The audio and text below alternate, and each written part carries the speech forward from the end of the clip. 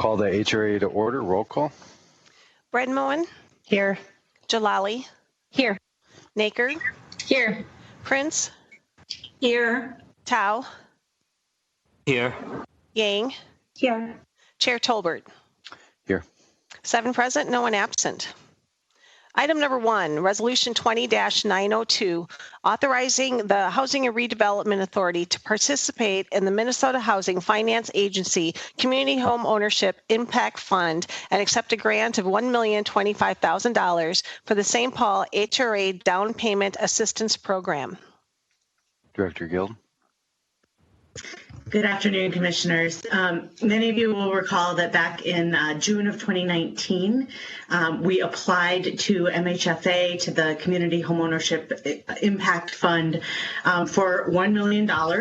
And that was to augment $1.5 million in Housing Trust Fund monies that were allocated for a down payment assistance program. So good news, MHFA has awarded the $1 million in funds that we requested, plus $25,000 to support city administrative expenses. The HRA board has already approved program guidelines. This program is intended to significantly deepen and widen affordable homeownership through down payment assistance that would help a broader set of potential homeowners get into a new home. So the action today is to accept the state grant funds, after which we will proceed to program launch. So staff recommends approval. Great. Sounds good. Any comments or questions? Doesn't look like it. I'll take a motion from Commissioner Yang. Roll call. Bredmoen, Aye. Jalali, Aye. Naker, Aye. Prince, Aye. Tao, Aye. Yang, Aye. Chair Tolbert. Yes. 7 in favor, no one opposed. The resolution is adopted. Item number 2, Resolution 20-903, approving and authorizing a forgivable loan of $98,024 of home funds to Beacon Interfaith Collaborative to capitalize operating reserves for American House. Director Guild. Commissioners, this action proposes a forgivable loan of just over $98,000 that would go to American House to capitalize their operating reserves. American House is a 70-unit single-room occupancy home-financed building that's located in Lowertown, and it serves very low-income residents, many of whom have experienced homelessness in the past. There are shared kitchen facilities and shared bathrooms, and property management costs have increased in the COVID era as the property managers have increased and augmented their cleaning protocols that they implemented for safety in the building. So operating reserves for increased COVID-related costs are eligible for home program investments for home-financed properties. So staff recommends making this investment in the American House operations that was authorized by the CARES Act using home dollars as a crucial investment in housing stability in St. Paul. Any questions? Commissioner Prince? Oh, no, sorry. Oh. All right. Commissioner Naker, would you like to make a motion? I move approval. All right. Roll call. Bredmoen, Aye. Jalali, Aye. Naker, Aye. Prince, Aye. Tao, Aye. Yang, Chair Tolbert. Yes. 7 in favor, no one opposed. The resolution is adopted. Item number 3, Resolution 20-905, approving and authorizing a forgivable loan of $92,750 of home funds to Beacon Interfaith Collaborative to capitalize operating reserves for Kimball Court. Director Guild. So similar to American House, Kimball Court is a home financed SRO building.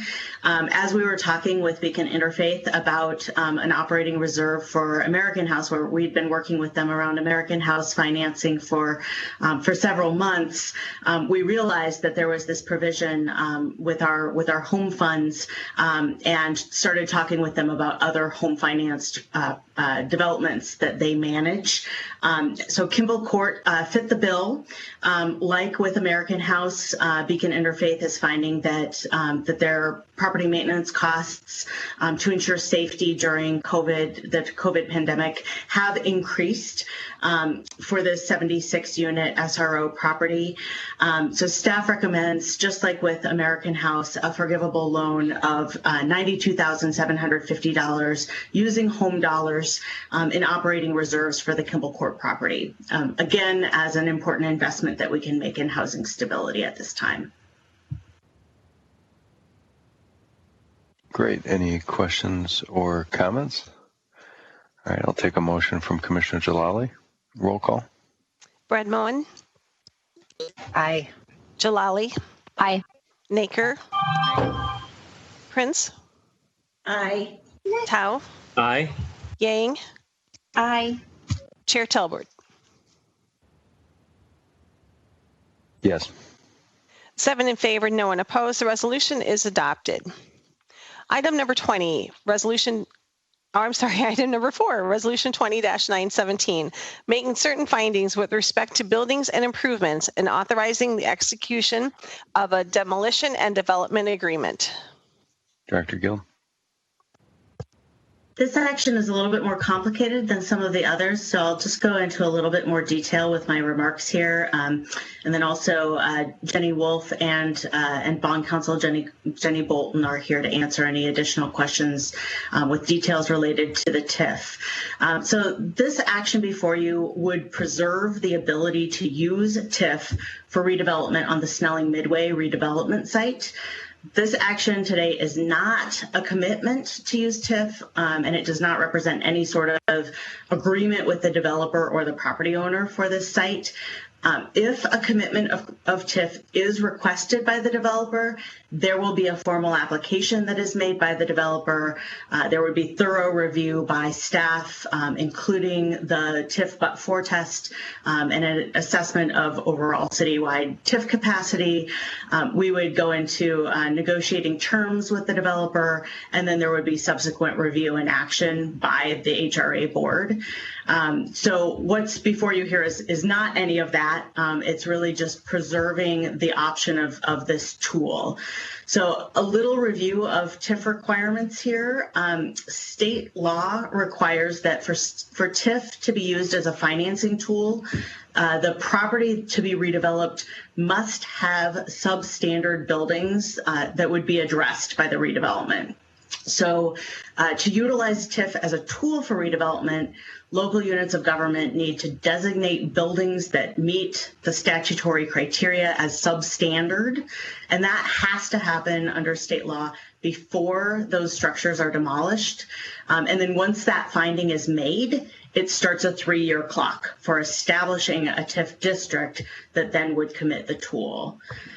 So with this particular site back in September of 2017, as we were anticipating the redevelopment for the Allianz Field Stadium, the HRA board made some findings of substandard structures for this Snelling Midway site to preserve the ability to use TIF on the broader site, and the board took that action prior to those buildings that were considered substandard being demolished for the stadium construction. So those findings back in 2017 were based on the conditions at that time, and those conditions allowed for preserving the opportunity to establish a renewal and renovation TIF district, and that district type has a period authorized under state law of up to 16 years. That action started a 3-year clock for establishing a TIF district, and that would end later this fall. So if the HRA were to pursue a TIF district under those 2017 findings that were made, we would need to receive a complete application from the developer and pretty quickly review their proposal and establish a district this fall. So 2 buildings on the site that were not determined substandard in the board action of 2017 were damaged in the unrest that followed the murder of George Floyd. And those buildings are the Big Top Liquor Building and the Midway Shopping Center building.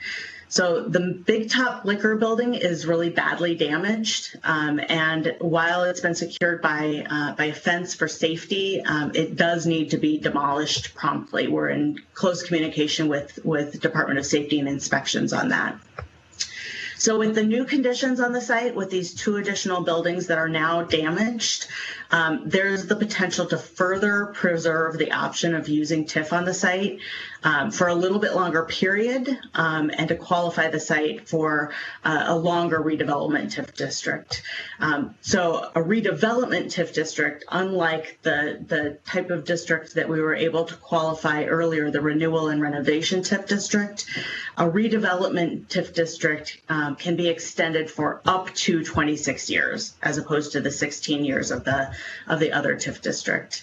That type of TIF district would therefore could potentially generate additional redevelopment resources that could potentially support broader community goals for the redevelopment site, including affordable housing development that we know is important. So with this action to make findings that the Big Top Liquors and the Midway Shopping Center buildings are substandard, 2 things would happen. It would restart the clock for TIF consideration by another 3 years, allowing for much more community conversation about our goals for the site, more time to engage the community around the plan for the redevelopment, and more time to ensure that community goals are reflected in the redevelopment. And it would also open up the possibility of a somewhat longer TIF district that could generate more revenues for redevelopment activities that we'd want to see on the site. It's important to note that the action today that would be finding the buildings, the Big Top Liquor and the Midway Shopping Center, finding those buildings substandard, it does not in any way mandate demolition or renovation of those properties. It simply preserves the potential of using TIF as a redevelopment financing tool if this board finds in the future that TIF is warranted for the site. So staff recommends that the HRA board makes these findings today to preserve this ability to make decisions in the future about using TIF as a redevelopment tool for Snelling Midway. With that, I'll end. Thank you. Thank you very much. Commissioner Jalali? Thank you. I just wanted to really appreciate your thorough staff report, Director Guild, and to speak in support. I think this motion is about just level setting with the new facts on the ground and kind of all we've been through as a community. And I know Commissioner Tao and I work closely with this area and these neighborhoods as they intersect around the stadium. And we do need as many tools in our toolkit as we can, including time and accurate findings to leverage the tools that we need in order to thoughtfully develop around the area and address displacement and address community buy-in and all the different things that we care about for community wealth. So I simply wanted to thank you for what I initially was unsure about, because it is just so much has happened and we're trying to kind of pick up the pieces. And I have since felt very clear on how to move forward. And I think you helped to make that clear. So I really appreciate it. Thank you. Great, thank you. Any other comments or questions? Commissioner Tao? Yeah. Sorry. Chair Tolbert, thank you. Thank you, Director Gill, your entire team, Claudia, for working on this very quickly. And, I know that we've always, there's always tension or questions about TIF, but the situation for our city has changed the last, I want to say, 6 months. And so we need to, what Councilmember Jalali was pointing to, is that we need to have all the tools on the table. And there's a lot of exciting things happening at St. Paul. I was just at the Fort site yesterday. That's an incredible development that's going to be happening there.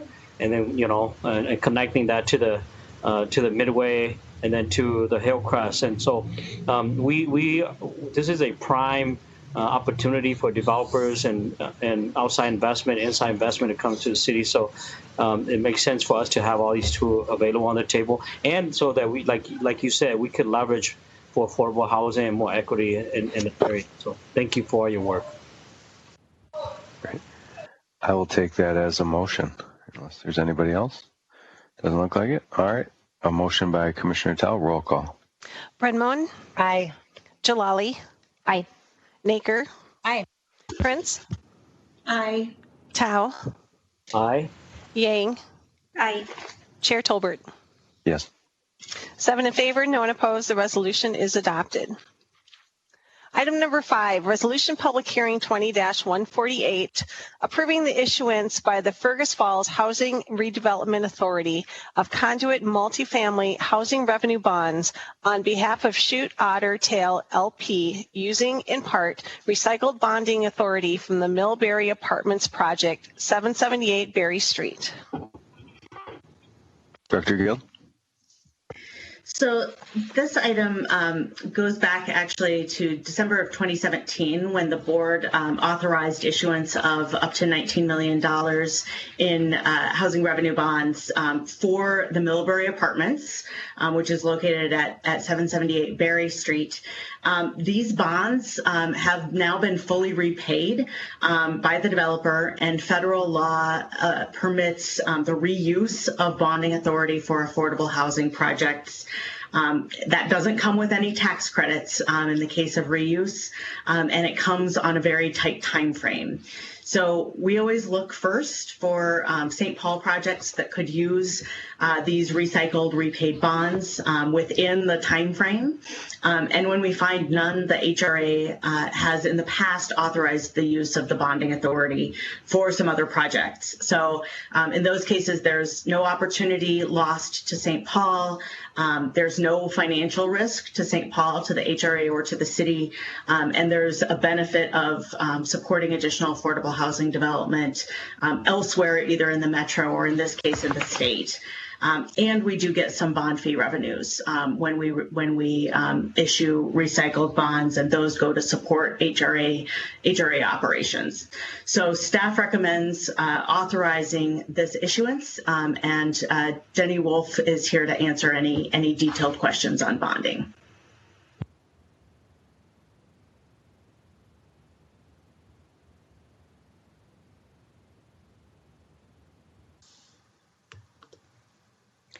I think you might be on mute, Chair Tolbert. Sorry, I was calling on you and saying maybe you don't mean to be off mute when I was on mute. So, Commissioner Naker. Run your lips, but thanks, Chair Tolbert. Director Guild, I support the motion, but I'm curious because we've seen a number of these now where our recycled bond authority goes to other communities. Does it go the other way? I mean, if other communities have use their bond authority and have extra left over, is there a mechanism by which we are able to benefit from that when we have projects that are ready to go in St. Paul? And is there any kind of, I guess, reciprocity between communities that we have given our bond authority to that facilitates it coming back to us? Chair Tolbert and Commissioner Naker, that is a fantastic question. We did look into that a little bit a couple months ago when we were doing a few of these, and there were some questions about it. I'll let Kayla Scheckman, Housing Director Kayla Scheckman, speak to that because she looked into it in more detail.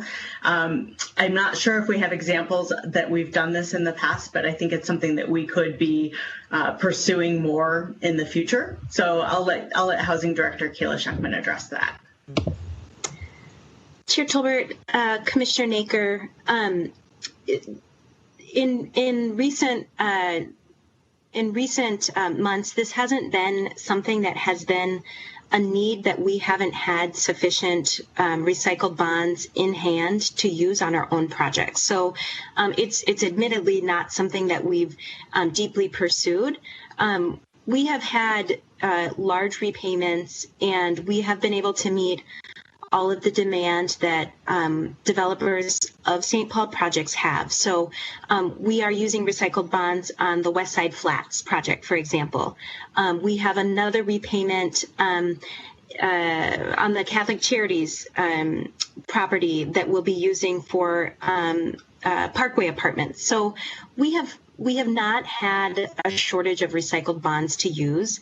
I do think that if we had more appetite than we could satisfy, that we would definitely pursue it. And I suspect that if it's legally allowed to go the other way, that we would have partners willing to do that, because we have partners that are often in the same boat, other municipalities and entitlement issuers that have more repayments than they can use in the 180-day time frame that's required.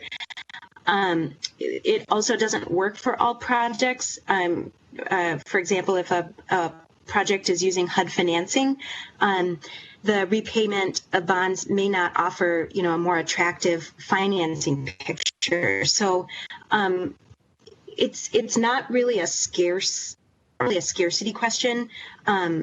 Or at least it hasn't been to date.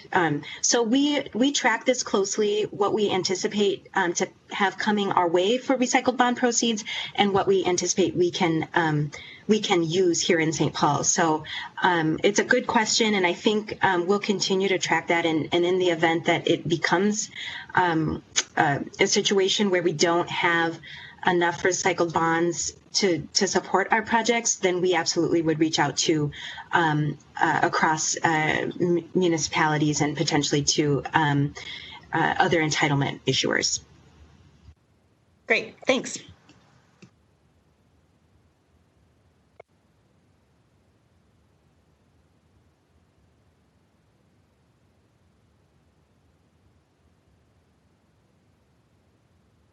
Sorry, I was doing the mute thing again. Any other comments or questions? If not, I'll take a motion from Commissioner Naker. Roll call. Brent Moen. Aye. Jalali. Aye. Naker. Aye. Prince. Aye. Tao. Aye. Yang. Aye. Chair Tolbert. Yes. 7 in favor, no one opposed. The public, excuse me, you did not call for the public sorry. hearing. This is a public hearing. Sorry. Is there anybody who would like to testify on this matter? Are we holding it open, or Director Gill? I apologize. I didn't catch that either. This is a public hearing where people were allowed to submit comments in advance of the meeting, either via email or voicemail, and we did not receive any comments prior to the meeting. Okay, great. Thank you. I will take a motion to close the public hearing and approve from Commissioner Naker then. Roll call. Brent Moen. Aye. Jalali. Aye. Naker. Aye. Prince. Aye. Tao. Aye. Yang. Aye. Chair Tolbert. Yes. 7 in favor, no one opposed. The public hearing is closed and the resolution is adopted. That brings us to the end of the meeting. Unless someone has anything else, I'll take a motion to adjourn from Commissioner Prince. And we're adjourned. Thank you. Thank you.